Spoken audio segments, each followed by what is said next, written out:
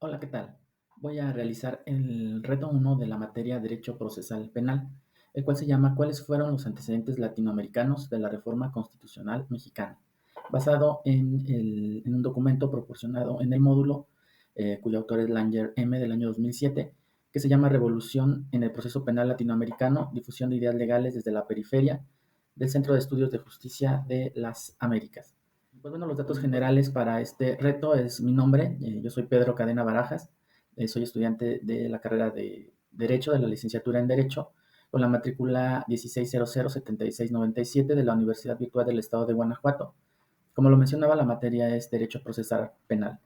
Entonces, bueno, hay que desarrollar algunas preguntas que voy a contestar. La primera es la siguiente. ¿A qué se refiere el autor cuando afirma que las reformas en materia de justicia penal se difundieron desde la periferia?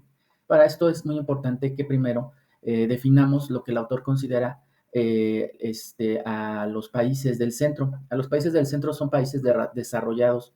Todo esto hablando desde el ámbito del derecho procesal penal y sobre todo países que tienen en sus códigos penales pues sistemas acusatorios.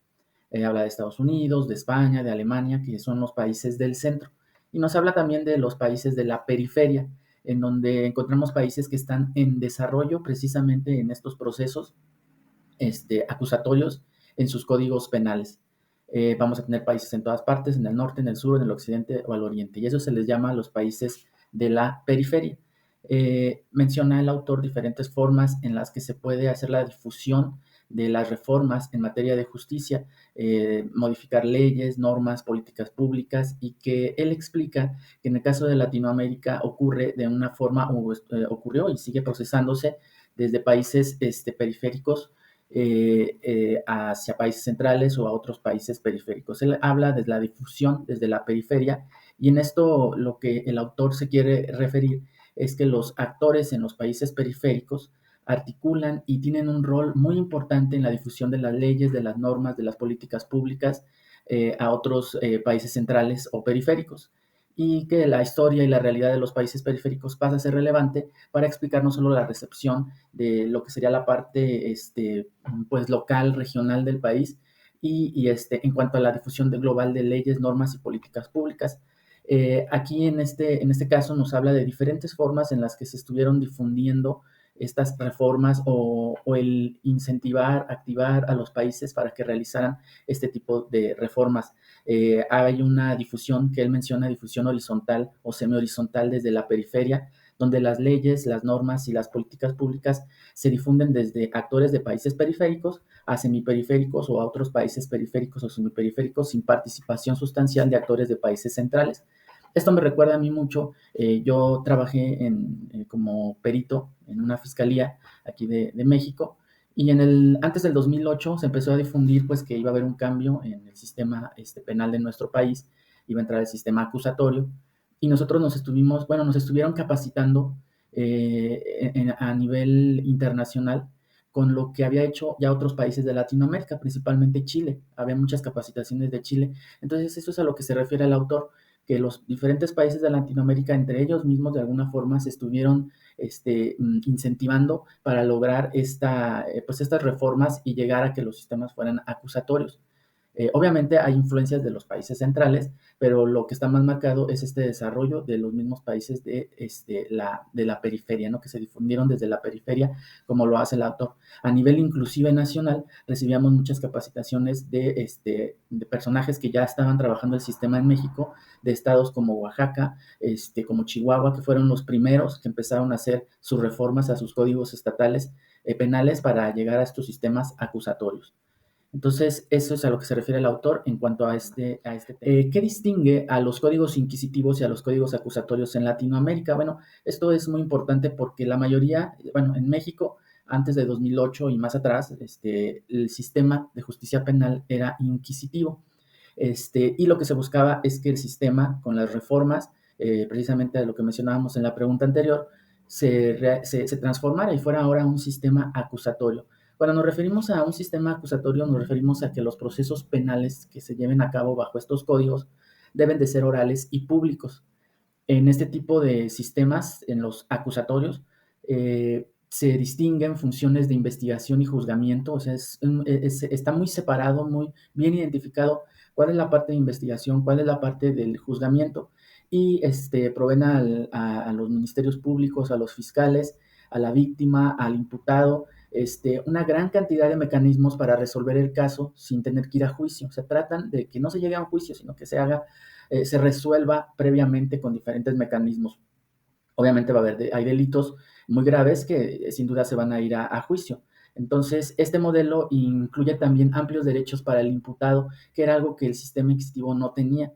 Había una participación popular, o existe una participación popular en el juzgamiento del caso, y también permite que la víctima tenga un rol más importante en el proceso penal. Entonces, eso es así a grandes rasgos lo que es el sistema acusatorio, lo que actualmente estamos viviendo en nuestro país. Pero el inquisitivo, que era el anterior, pues presenta todos los rasgos opuestos al sistema acusatorio. Aquí, pues no había una diferenciación entre la parte de investigación y juzgamiento, prácticamente se hacían bajo los mismos actores, los jueces investigaban también, los jueces pues hacían su parte de juzgar, pero como que no había una gran diferenciación, o sea, no estaba adecuadamente separado, había mucho secreto, ¿sí? El imputado y su defensa no conocían lo que hacía el Ministerio Público hasta que ya se presentaba en como una prueba, y todo era escrito. La oralidad pues no ocurría, todo era a través de documentos.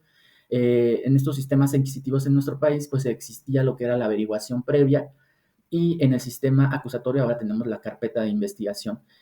Como un ejemplo, y bueno, refiriéndome a mi trabajo como perito que fui, esto también lo podemos diferenciar, por ejemplo, en las pruebas. En las pruebas, dentro del sistema inquisitivo, pues la defensa y el imputado no tenía acceso a ver cómo realizábamos pruebas, ¿no? Hay unas pruebas que se llaman irreproducibles en los laboratorios forenses, donde nos agotamos el indicio, y pues nosotros lo podíamos hacer sin pedirle permiso a nadie más que al Ministerio Público.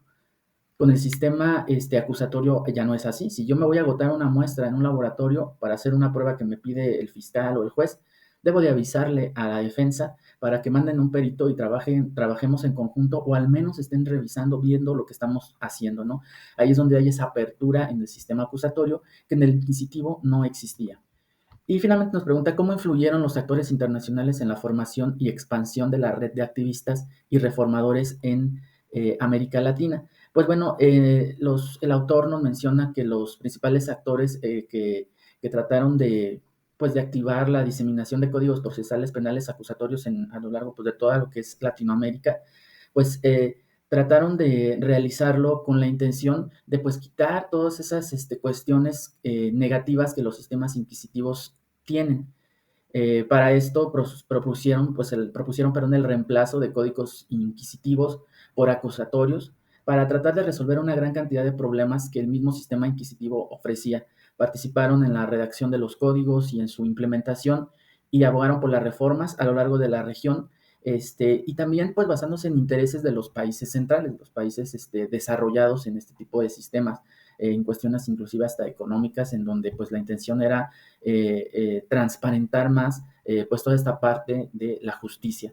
Y pongo aquí una imagen de una película que pues salió hace ya muchos años, justo cuando estaba ocurriendo o estaba por empezar este cambio en los códigos penales de nuestro país, que se llama Presunto Culpable. Es un documental realmente en donde pues se pone al desnudo todos los problemas que el sistema inquisitivo tiene, los años que se tarda, la falta de oralidad, de publicidad, de algunos principios que el sistema acusatorio ahora tiene y que no existían, se exhiben en esta película. Y así salieron muchos documentales que impulsaron también para que se hicieran estas reformas, y en el 2008 en México pues fuera ya una realidad que el sistema de justicia penal fuera acusatorio. Y pues bueno, ya como una final o cierre de este video, pues bueno, este artículo de Langer que mencioné al inicio y del cual estoy pues contestando estas preguntas, tiene mucho que ver con todos los cambios, las reformas que se hicieron en la constitución política de nuestro país y en todas las leyes relacionadas en materia de seguridad pública y justicia penal en México. Transformar nuestros sistemas penales de inquisitivos a acusatorios no fue nada fácil.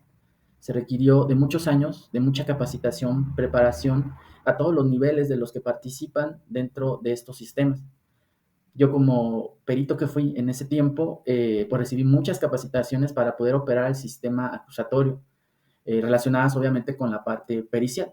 pero pues desde los ministerios públicos, los jueces, a nivel inclusive penitenciario, hubo también muchas modificaciones, cambios, todos recibimos una capacitación para poder realizar adecuadamente o trabajar adecuadamente bajo este sistema. Entonces, el autor, pues todo lo que nos habla es de todo lo que se estuvo buscando a nivel Latinoamérica para poder incentivar a los legisladores de los países de Latinoamérica a modificar sus leyes, en este caso a nivel inclusive constitucional, para lograr este cambio, ¿no? Y que el sistema acusatorio fuera el que prevaleciera en el país para pues resolver todos los asuntos relacionados en materia penal e inclusive civil, porque ya después la oralidad también se fue hacia los juzgados civiles, ¿no? Entonces, han sido muchos años de transformación.